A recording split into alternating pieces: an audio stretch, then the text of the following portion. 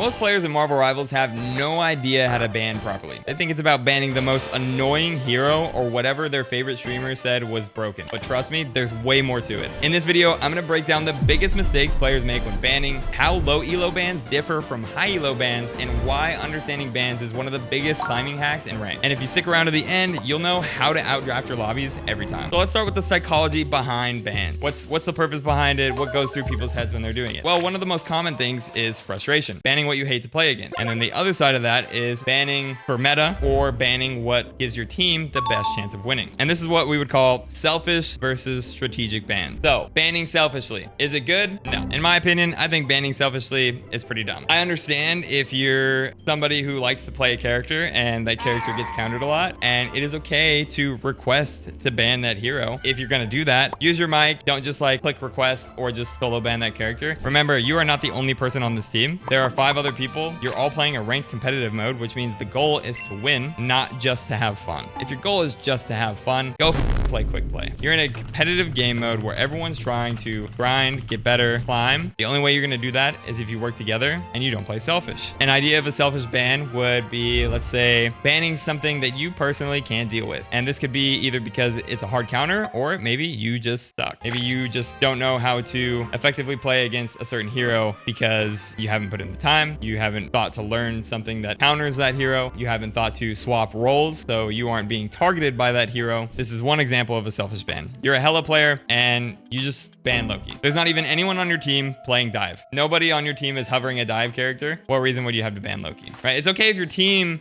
like agrees on it as a collective, but if the rest of your team wants to ban something else and you're just like, nah, I want to ban Loki, even though you're not playing Psylocke, BP, Spider-Man, you have no reason to like be hating on Loki for anything. You give that ban system a 20% chance, and sometimes that goes through and it just automatically tilts your entire team off rip, right? If they all picked something else and that something else was all the same hero except you, because you wanted to go against the grain, because you're selfish and because you're probably really stupid, and it's a selfish ban. More of you need to stop doing that because it makes 0 sense. They waste one of your team's strongest tools for no collective gain. Other examples would, let's say if you're a support player and you ban like a DPS or a tank that one of your teammates hovered and wanted to play. It's another selfish ban. Don't do it. The best approach is just to see what would help your team perform better overall, not just yourself. Remember, it's a team game. Now, the next thing I want to cover is using third-party softwares to ban. I have a lot to say about this. I hate third-party softwares, and let's be real. If you use Blitz or Tracker.gg to ban what other people play, you straight up are ass at the game and you're a pussy. Like, you are so unwilling to go against somebody's best hero because you're so unconfident in your own abilities. I get it if they're your counter, right? They play your counter. I wouldn't say that you're unconfident, right? Because they play your counter. But there are people who do it even if that player doesn't even play the counter to their favorite hero, right? If they see somebody on the other team with one of these apps and that person has like a 60+% win rate with one of these characters, you're gonna get banned out every time if your stuff's not private. And I think it's ridiculous. I know that Rival said that it's bannable because I know Blitz was tracking ult charge at the beginning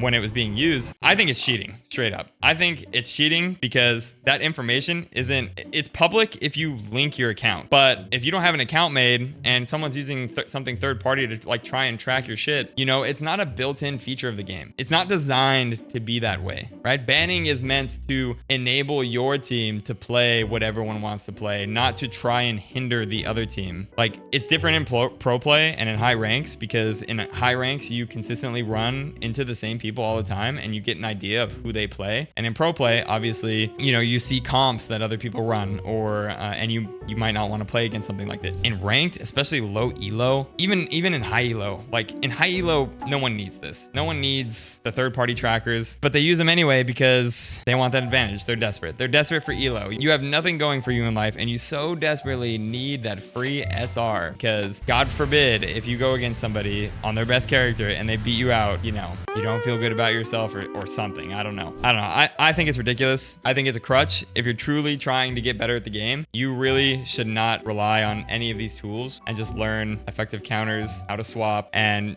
just in general, it'll make you a better player. Okay, next we'll talk about low elo bans versus high elo bans. So in low elo, what's most common is people ban flashy, frustrating heroes. Things that even if they're not broken, people just have a hard time dealing with because, maybe mechanically they can't keep up, or they're just, they're not working on themselves as a player to become the type of player that can play against these heroes. So for example, like Black Panther, Spider-Man, Spider-Man. Best examples I could probably give, because I know that Spider-Man is banned all the time, like gold to probably diamond. Like all the healers don't want to deal with it. But also remember, you are gold for a reason. Probably don't have good positioning. You probably don't use your abilities in the best way, right? The problem isn't Spider-Man. The problem is you. I just want to get that out of the way because it's going to be a tough pill to swallow. But if you're ever going to climb, you're going to have to realize the truth. Pretty much in any rank, anything that you struggle against is always going to be a you problem. There's always something you can do to become better at playing against certain heroes. And that's learning how they work, maybe playing them yourself so you can get a better idea. And then after that, learning how to counter them. Watch videos, watch guides, watch streamers, whatever it is you need to do, learn about the game and pay attention. And once you start to apply it, you will see a difference. But yeah, that's the trend in low elo banning, is just banning flashy, frustrating stuff because nobody can keep up. Nobody pays attention enough. Now in high elo, it's a little different. Bans are a little more strategic. They kind of go half and half between banning for meta,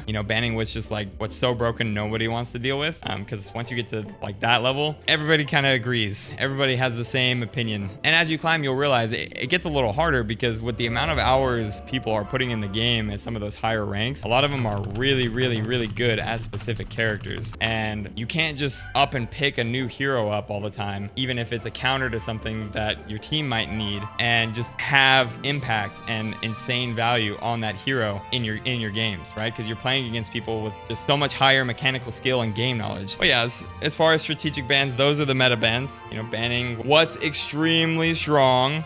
For last season, it was Groot, Iron Fist, Torch. Those are the three most heroes, because almost always there was a double ban. So that's meta bans. But for more strategic bans, in higher elo, people would particularly target team up anchors, right? So this has been with Namor, you would ban Luna to get rid of Flow Squid, right? And at that time, Luna was also building ult charge very fast, and Loki Luna was a really big combination as well. So that was kind of like a kill two birds with one stone. You ban Luna, you get rid of the Namor team up so your team can play dive. And then also you get rid of the Loki Luna potential combination, where you just have 24 seconds of Luna ultimate after they ult one after the other. So banning team up anchors is really strong. And I think in low elo, I think you guys need to have a little bit better understanding of this. To sum it all up, just stop banning selfishly. Stop using tracker. Stop limiting yourself and your teammates to specific comps or banning specific heroes just because, it's what your favorite streamer said is broken.